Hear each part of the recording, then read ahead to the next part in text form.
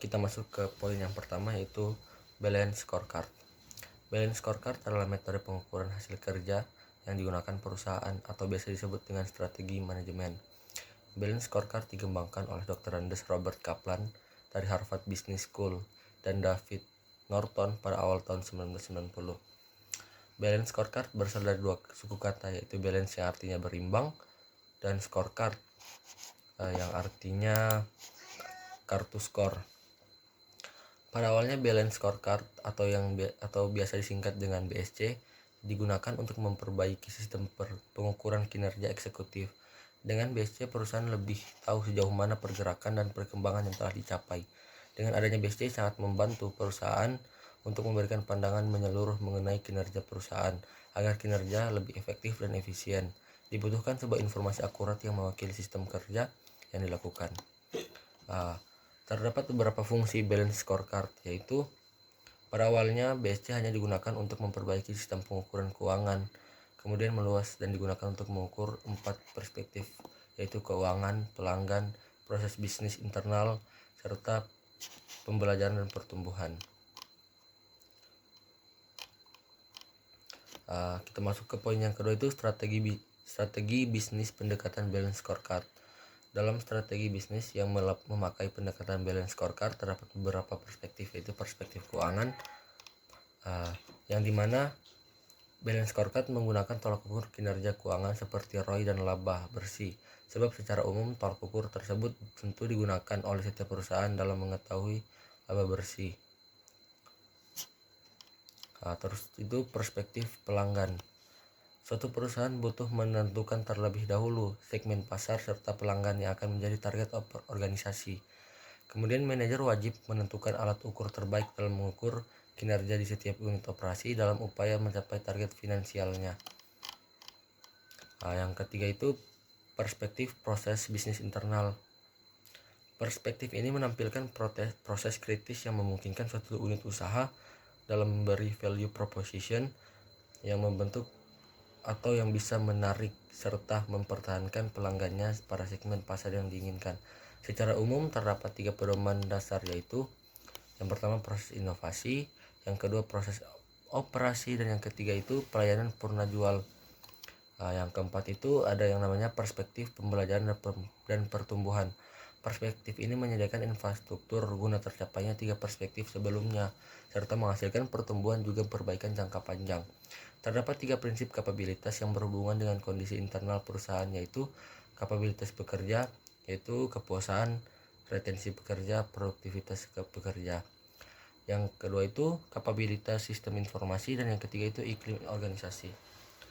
Kita masuk ke poin yang ketiga, yaitu balance scorecard dan manajemen kepemimpinan strategis. Balance scorecard atau BSC merupakan alat manajemen kontemporer yang didesain untuk meningkatkan kemampuan perusahaan dalam melipat gandakan kinerja keuangan luar biasa secara berkesinambungan. Oleh karena perusahaan pada dasarnya merupakan institusi pencipta kekayaan, pemanfaatan balance scorecard dalam mengelola menjanjikan peningkatan signifikan kemampuan perusahaan dalam menciptakan kekayaan. Pada dasarnya, menurut Murajat Kuncoro, balance scorecard merupakan contoh dari anggur tua dalam botol. Idenya sama dengan penilaian kinerja namun dikemas dalam nama yang baru. Balance scorecard dilihat sebagai sebuah sistem manajemen, bukan hanya pada sistem pengukuran yang memungkinkan perusahaan untuk menjelaskan strategi, menerjemahkannya ke dalam sebuah aksi, dan menyediakan umpan balik yang berarti. BSC memberikan umpan balik baik dari sisi bisnis internal dan hasil eksternal dengan tujuan memperbaiki kinerja strategik dan hasil. 4. Kerangka balance scorecard adalah sebuah sistem manajemen untuk mengukur kinerja perusahaan secara lebih komprehensif. Balance scorecard diciptakan untuk mengatasi problem tentang kelemahan sistem pengukuran kinerja efektif yang hanya berfokus pada perspektif keuangan saja dan cenderung mengabaikan perspektif non-keuangan. Menurut Tunggal 2001/3, balance scorecard adalah laporan akuntansi yang di dalamnya terdapat 4 faktor dari pengusaha agar perusahaan itu sukses. Yang pertama adalah kinerja finansial, kedua kepuasan pelanggan, ketiga proses bisnis internal, keempat inovasi dan pembelajaran. Menurut Kaplan dan Norton, 1997, penting 7, Balance Scorecard adalah metode alternatif yang digunakan perusahaan untuk mengukur kinerja perusahaan secara lebih komprehensif. Tidak hanya terbatas pada kinerja keuangan, namun meluas ke kinerja non-keuangan seperti perspektif pelanggan, proses bisnis internal, serta pembelajaran dan pertumbuhan. Selanjutnya menurut Lewis dan Briomo 2007-16, Balance Scorecard adalah suatu alat manajemen kinerja yang dapat membantu organisasi untuk menerjemahkan visi dan strategi ke dalam aksi dan memanfaatkan sekumpulan indikator finansial yang dapat membantu organisasi untuk menerjemahkan visi dan strategi dan non-finansial yang kesemuanya terjalin dalam suatu hubungan sebab akibat. Selanjutnya menurut Mulyadi 2007-3, Balance Scorecard terdiri dari 2 kata yaitu balance dan scorecard. Scorecard diartikan sebagai kartu skor. Maksudnya adalah kartu skor yang akan digunakan untuk merencanakan skor yang mewujudkan di masa yang akan datang. Sedangkan balance artinya berimbang untuk mengukur kinerja eksekutif secara berimbang dari berbagai dimensi yaitu keuangan dan non-keuangan, jangka pendek dan jangka panjang, internal dan eksternal. 5. Karakteristik Balance Score. Balance Score merupakan suatu sistem manajemen strategi yang menjabarkan misi dan strategi perusahaan ke dalam tujuan operasional dan tolak ukur kinerja. Balance Score memiliki 4 karakteristik yaitu sebagai berikut. Mulyadi 2007. Yang pertama, comprehensive balance memperluas perspektif yang dicakup dalam pengukuran kinerja. Kedua, coherent balance score mewujudkan personal untuk membangun hubungan sebab akibat. Yang ketiga, seimbang. Keseimbangan di antara 4 perspektif dalam balance score yang dihasilkan oleh sistem perencanaan strategis. Selanjutnya, terukur. Balance score mengukur sasaran atau strategis yang sulit untuk diukur. 6. Konsep strategis balance score. Bagian 1. Perencanaan strategis yang lebih baik. Balance score menyediakan kerangka kerja yang kuat untuk membangun dan mengomunikasikan strategi. Model bisnis divisualisasikan dalam peta strategi. Ia membantu manajer untuk berpikir tentang hubungan sebab akibat antara beberapa tujuan strategis yang berbeda. 2. Peningkatan komunikasi strategis dan eksekusi. Adanya gambaran strategi bersama penyaluran dan saling terkait tentu membuka peluang bagi perusahaan untuk berkomunikasi strategi secara internal dan eksternal. 3. Penyelarasan proyek dan inisiatif yang lebih baik. Balance score membantu organisasi memetakan proyek dan inisiatif ke dalam berbagai tujuan strategi yang berbeda, di mana pada akhirnya akan memastikan bahwa proyek dan inisiatif sangat berfokus pada penyampaian tujuan yang paling strategis.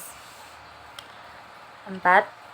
Informasi manajemen yang lebih berkualitas. Pendekatan balance score membantu organisasi mendesain indikator kinerja utama untuk berbagai tujuan strategis perusahaan. Hal ini memastikan bahwa perusahaan mengukur apa yang sebenarnya penting itu dilakukan. Penelitian menunjukkan bahwa perusahaan dengan pendekatan balance score cenderung memiliki manajemen informasi dan pengambilan keputusan dengan kualitas yang terbaik. 5. Peningkatan pelaporan kinerja. Pentingnya talent manajemen bagi perusahaan dan karyawan. Balance score dapat menjadi panduan dari desain laporan perusahaan.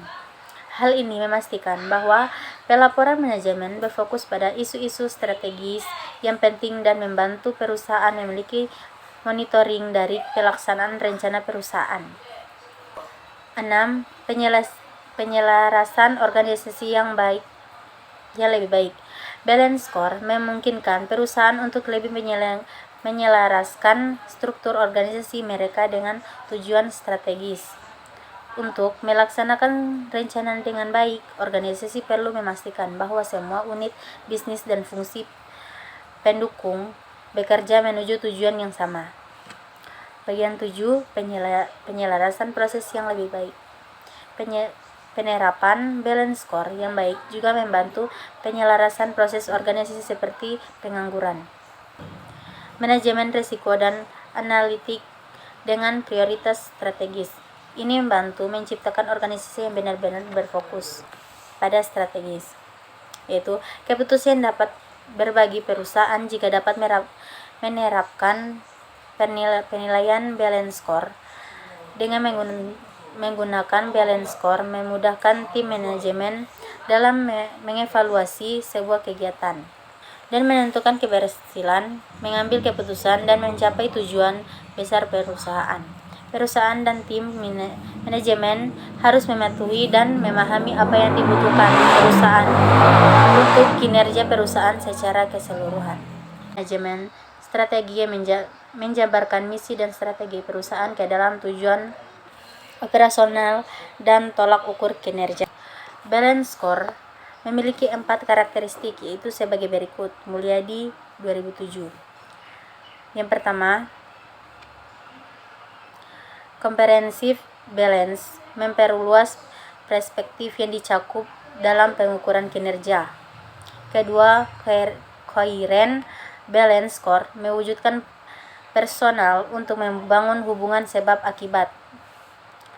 Yang ketiga, seimbang. Keseimbangan di antara 4 perspektif dalam balance score yang dihasilkan oleh sistem perencanaan strategis. Selanjutnya, terukur. Balance score mengukur sasaran atau strategis yang sulit untuk diukur. 6. Konsep strategis balance score. Bagian 1. Perencanaan strategis yang lebih baik. Balance score menyediakan kerangka kerja yang kuat untuk membangun dan mengomunikasikan strategi. Model bisnis divisualisasikan dalam peta strategi. Ia membantu manajer untuk berpikir tentang hubungan sebab akibat antara beberapa tujuan strategis yang berbeda. 2. Peningkatan komunikasi strategis dan eksekusi. Adanya gambaran strategi bersama penyaluran dan saling terkait tentu membuka peluang bagi perusahaan untuk berkomunikasi strategi secara internal dan eksternal. 3. Penyelarasan proyek dan inisiatif yang lebih baik. Balance score membantu organisasi memetakan proyek dan inisiatif ke dalam berbagai tujuan strategi yang berbeda, di mana pada akhirnya akan memastikan bahwa proyek dan inisiatif sangat berfokus pada penyampaian tujuan yang paling strategis. 4. Informasi manajemen yang lebih berkualitas. Pendekatan balance score membantu organisasi mendesain indikator kinerja utama untuk berbagai tujuan strategis perusahaan. Hal ini memastikan bahwa perusahaan mengukur apa yang sebenarnya penting itu dilakukan. Penelitian menunjukkan bahwa perusahaan dengan pendekatan balance score cenderung memiliki manajemen informasi dan pengambilan keputusan dengan kualitas yang terbaik. 5. Pentingnya talent manajemen bagi perusahaan dan karyawan. Balance score dapat menjadi panduan dari desain laporan perusahaan. Hal ini memastikan bahwa pelaporan manajemen berfokus pada isu-isu strategis yang penting dan membantu perusahaan memiliki monitoring dari pelaksanaan rencana perusahaan. 6.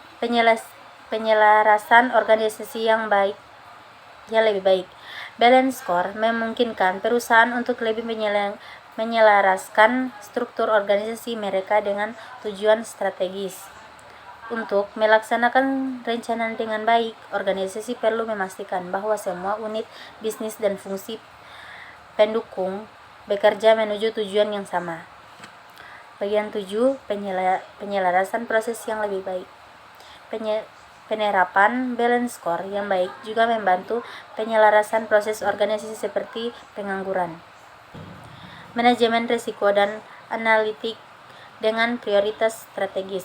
Ini membantu menciptakan organisasi yang benar-benar berfokus pada strategis, yaitu keputusan dapat berbagi perusahaan jika dapat menerapkan penilaian balance score. Dengan menggunakan balance score memudahkan tim manajemen dalam mengevaluasi sebuah kegiatan dan menentukan keberhasilan, mengambil keputusan, dan mencapai tujuan besar perusahaan. Perusahaan dan tim manajemen harus mematuhi dan memahami apa yang dibutuhkan perusahaan untuk kinerja perusahaan secara keseluruhan. Baik, poin selanjutnya yaitu membahas tentang manajemen kepemimpinan kewirausahaan dan bisnis berbasiskan scorecard. Yang pertama itu mengenai manajemen kepemimpinan kewirausahaan.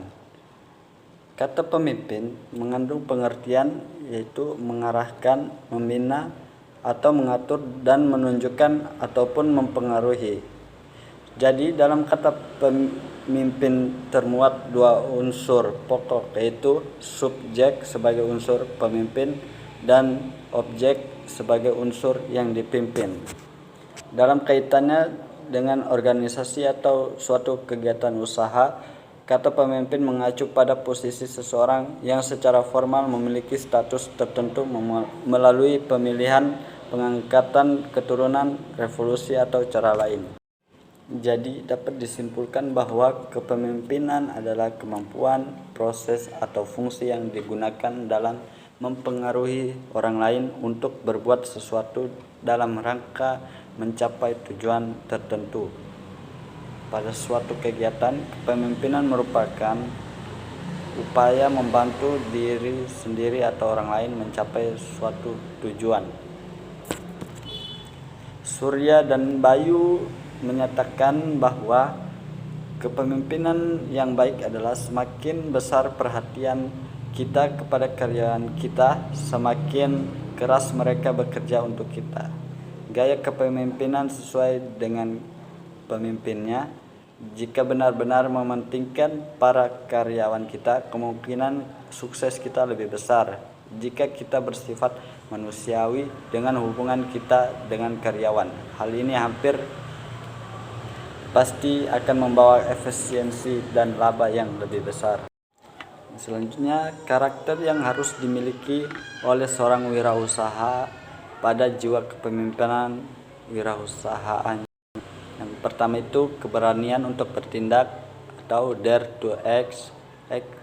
Yang kedua, membangun tim yang baik atau good team leader. Yang ketiga, menjadi pendengar yang baik. Yang keempat, berani mengambil resiko. Yang kelima, having mentor.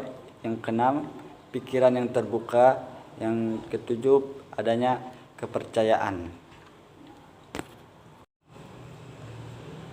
Dan bagaimana menerapkan balance scorecard yang efektif untuk perusahaan. Organisasi sering memulai proses scorecard dengan membaca salah satu dari banyak buku tentang topik tersebut, menghadiri seminar, atau melakukan riset di web atau lainnya. Ada banyak sumber untuk pendidikan dan pelatihan seminar yang bisa dihadiri. Setelah sebuah organisasi memiliki komitmen pada model balance scorecard, seorang fasilitator pihak ketiga dapat dibawa untuk mengelola dan mengatur strategi, juga membawa rencana agar pengembangan scorecard tidak biasa. Banyak organisasi memilih dengan pendekatan dalam waktu cepat atau menengah dan memastikan momentum proyek dan mengenali scorecard itu adalah proses secara berulang dan memperbaiki kesalahan pada rencana. Seringkali lebih baik untuk membuat dan memperbaiki kesalahan lebih awal di saat organisasi masih bersemangat untuk mempelajari metodenya. Yang selanjutnya yaitu membahas tentang balance scorecard.